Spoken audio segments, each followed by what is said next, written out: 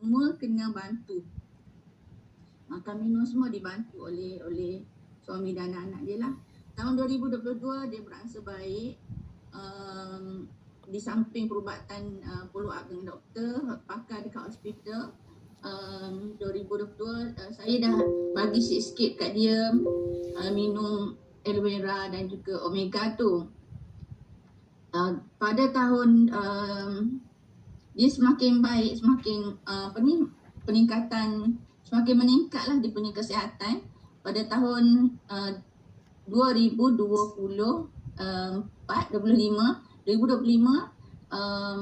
secara konsisten dan secara ekstrimnya saya paksa dia awak kena ambil secara konsisten aloe vera gel, omega, bipolen, vitamin C dan susu ultralight tu setiap hari. Saya pujuk dia, saya kata awak kena konsisten ambil produk ni kerana bukan saya nak jual pada awak tapi saya nak tengok awak sihat. Saya sayang awak, saya cakap macam tu. Dia faham lah. Tapi dengan dia ni kita kena bercakap satu persatu, bagi poin-poin je kat dia. Dia boleh terima dan dalam masa yang sama dia dah boleh bercakap laju sikit. Dia dah boleh mengajar semula. Ingatan dia pulih sedikit demi sedikit. Dia dah boleh, daripada tak boleh baca Al-Fatihah, semua benda yang dia belajar, yang bahasa Inggeris semua dia tak ingat. Tetapi dia boleh muzik yang mana muzik tu bukanlah kepakaran dia sebelum ni. Dia tak pandai pun, dia bukan guru muzik. Tetapi selepas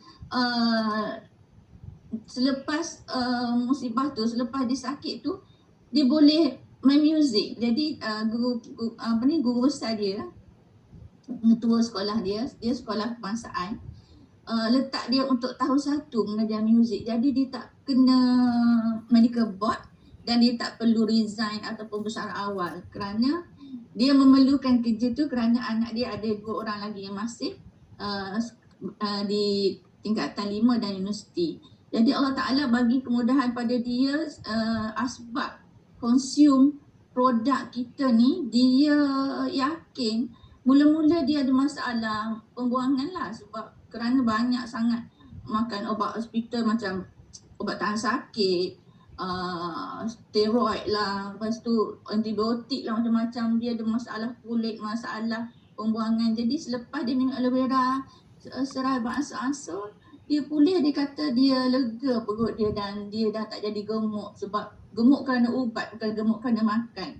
Jadi dia happy. Bila dia happy dengan diri dia, dia yakin dia boleh sembuh sepenuhnya.